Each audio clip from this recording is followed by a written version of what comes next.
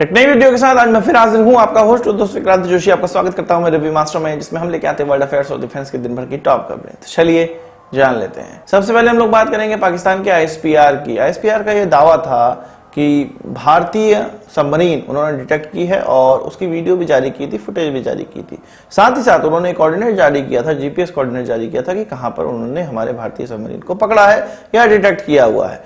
Detect in the sense वो ये कह रहे हैं कि वो बहुत विजिलेंट रहते हैं अपनी समुद्री सीमाओं के लिए, और जो सबमरीन भारतीय आते हैं उसको वो डिटेक्ट कर लेते हैं। उनकी पोल अब खुल चुकी है और भारतीय नेवी ने भी उनके वीडियो का खंडन किया हुआ है। और साथ ही साथ उन्होंने कहा है कि ये पाकिस्तान की सीमा के अंदर आता ही नहीं है जहां की जीपीएस लोकेशन दी गई है। एक्चुअल में किसी देश के 12 नॉटिकल माइल्स तक उसकी समुद्री सीमा कहलाती है। जो जीपीएस की लोकेशन दी गई है वो पाकिस्तान की सीमा से लगभग 150 किलोमीटर की दूरी पर है और ये उसकी सीमा हो ही नहीं सकती। यहाँ पर इंटरनेशनल वाटर होता है, कोई भी सबमरीन घूम सकती है। ये सभी को पता है कि कन्वेंशनल सबमरीन कई बार समंदर के ऊपर आती रहती है अपनी बैटरीज को चार्ज करने के लिए, और यही वो वक्त होता है जब इसको डिटेक्ट किया जा सकता है। तो इसी चीज का फायदा उठाते हुए पाकिस्तानी ये कह रहे हैं, उन्होंने एक वीडियो बना ली होगी अपने एयरक्राफ्ट के माध्यम से, सबमरीन डिटेक्शन वाले एयरक्राफ्ट से, और वो कह रहे हैं कि ये पाकिस्तानी सीमा में आ रही थी और उसको रोक दिया गया है। एक्चुअल में इस प्रकार से कई सबमरीन का फुटेज लिया जा सकता है, एयरक्राफ्ट से लिया जा सकता है जब वो सतह पर आती हैं। इसका मतलब ये नहीं है कि वो पाकिस्तान की सीमा के अंदर जा रही थी और पाकिस्तान ने तब उसको डिटेक्ट किया और उनके जो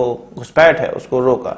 ये बिल्कुल ही गलत खबर थी जो आईएसपीआर के द्वारा फैलाई गई थी और हमेशा से ही वो इस प्रकार की खबरें फैलाते रहते हैं। इसमें दो झूठ निकलकर सामने आता है कि पहला झूठ कि वो पाकिस्तानी वाटर में था, ऐसा नहीं है। पाकिस्तानी वाटर के करीब था, ऐसा भी नहीं है। दूसरा झूठ ये कि वो उसको डिटेक्ट किए हैं। एक्चुअल में ये सबमरीन खुद चाहता था कि उसको डिटेक्ट कर सके। ऐसी स्थिति में किसी भी सबमरीन को डिटेक्ट किया जा सकता है। वही बात कर लेते हैं पाकिस्तान के अजीज दोस्त टर्की की। आयरन ब्रदर कहा जाता है और आसमानों से ऊंची इनकी दोस्ती है और समंदर से भी गहरी इनकी दोस्ती है। समंदर से गहरी दोस्ती तो अब पता लग रही है। एफएटीएफ में टर्की को भी अब ग्रे लिस्ट में डाला जा सकता है पाकिस्तान के साथ साथ। इसमें सीरिया इत्यादि देश भी शामिल है। एक्चुअल में कहा जा रहा है कि टर्की के द्वारा मनी लॉन्ड्रिंग और टेरर फंडिंग की जाती है, जिसको कि वो रोक नहीं पा रहे हैं, और अब टर्की को भी उस लिस्ट में डालना पड़ेगा जिसमें कि नजर बनाए रखनी होती है। नजर बनाए रखने वाली लिस्ट वही होती है ग्रे लिस्ट, जिसमें पाकिस्तान को डाला गया है। अगर टर्की को एफएटीएफ में ग्रे लिस्ट में डाल दिया जाता है तो टर्की को बहुत ज्यादा लॉस होने वाला है। अभी भी उनकी जो मुद्रा है वो लगभग 20% गिर चुकी है 2021 की शुरुआत से, और उनकी इकॉनमी अच्छी नहीं चल रही है। अगर इकॉनमी अच्छी नहीं चल रही है और उस पर इस प्रकार से एफएटीएफ की ग्रे लिस्ट की मार पड़ती है तो इकॉनमी और डाउन हो जाएगी, जो कि बहुत अच्छी चीज है। ये तो रही पाकिस्तान के आयरन ब्रदर की, जिनसे उनकी दोस्ती कभी टूट नहीं सकती। एक ऐसा आयरन ब्रदर है जिससे उनकी दोस्ती टूट चुकी है, वो है यूएई। दुबई एक्सपो 2020 चल रहा है। इसमें एक एमओयू पे साइन हुआ। एमओयू किस प्रकार का? भारतीय राज्य जम्मू कश्मीर में इन्वेस्टमेंट का $1 बिलियन दुबई की कंपनीज जम्मू कश्मीर में इन्वेस्ट करेंगी। आप ये समझिए कि जिस प्रकार से चीन पीओके में इन्वेस्ट कर रहा है, पाकिस्तान में इन्वेस्ट कर रहा है, जो कि भारत के लिए गलत चीज है, क्योंकि पीओके हमारा भाग है और चीन उसमें बिना भारतीय सहमति के कोई भी इन्वेस्टमेंट नहीं कर सकता। पर पाकिस्तान के अभी कब्जे में वो है, इसलिए वो कर पा रहे हैं। भारत को यह अच्छा नहीं लगता है। इसी प्रकार से अब जब जम्मू कश्मीर में पाकिस्तान का ही कोई बहुत अच्छा मित्र इन्वेस्ट करेगा, क्योंकि ये भारतीय पार्ट है, दूसरे देशों को इससे पैसे कमाने हैं, अन्य कंपनीज को इससे पैसे कमाने हैं, भारत ने कहा आओ इन्वेस्ट करो, और $1 बिलियन वो इन्वेस्ट कर रहे हैं। इसमें आईटी पार्क बनाए जाएंगे, हॉस्पिटल्स बनाए जाएंगे और भी ऐसी चीज जिससे कि रोजगार बन सके, इस तरह की चीजें बनाई जाएंगी। पाकिस्तान बहुत पिनपिनाने वाला है, क्योंकि वो ये मानता है कि जम्मू कश्मीर उनका पार्ट है, या आजाद कराना चाहते हैं वो जम्मू कश्मीर को। ऐसा हो नहीं सकता, और ये जो उनकी सोच है वो फिजूल है। और इस पर मिर्चा इसलिए ज्यादा लगने वाला है क्योंकि उनका जो पुराना फ्रेंड था यूएई, पुराना फ्रेंड सऊदी अरेबिया, पुराने फ्रेंड, वो अब जम्मू कश्मीर की तरफ आकर्षित हो रहे हैं, पैसे कमाने हैं उनको, भारत की तरफ आकर्षित हो रहे हैं।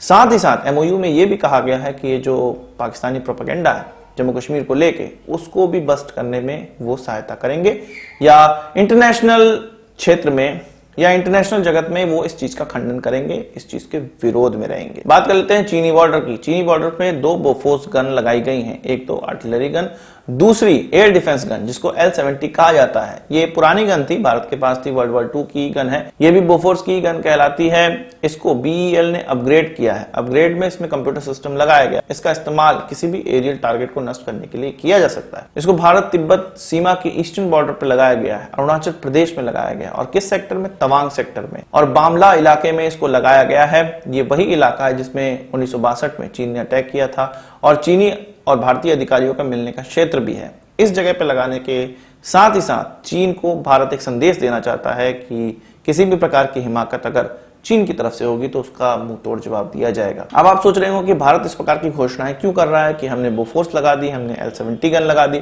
एक्चुअल में ये इंफॉर्मेशन वॉरफेयर चल रहा है।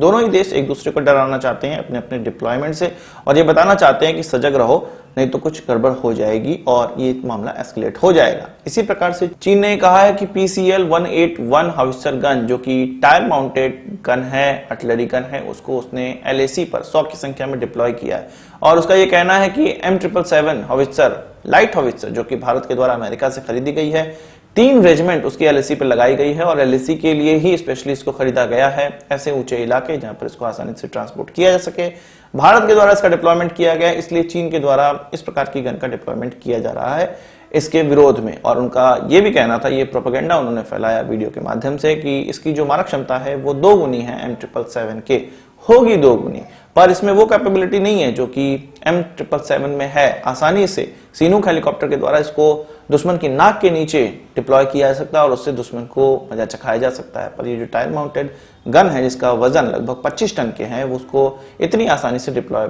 नहीं किया जा सकता जितना कि M777 को। कांटे की टक्कर, कांटे का इंफॉर्मेशन वॉरफेयर चल रहा है भारत और चीन के बीच में। इसके अलावा बात करेंगे ग्रीस की। ग्रीस में कहा जा रहा है कि वहां के डिफेंस एक्सपर्ट और वहां के कुछ नेता ये चाह रहे हैं कि भारतीय ब्रह्मोस को खरीदा जाए। ब्रह्मोस मिसाइल का कोस्टल वेरिएंट है, उसको खरीदा जाए ताकि वो अपने कोस्ट पे इसको टर्की के खिलाफ डिप्लॉय कर सके। आपको पता है कि भारतीय नेवी के द्वारा इसका बहुत संख्या में इस्तेमाल किया जाता है और लगभग हर वॉरशिप में हमारे ब्रह्मोस डिप्लॉय है एंटीशिप मिसाइल की तरह से।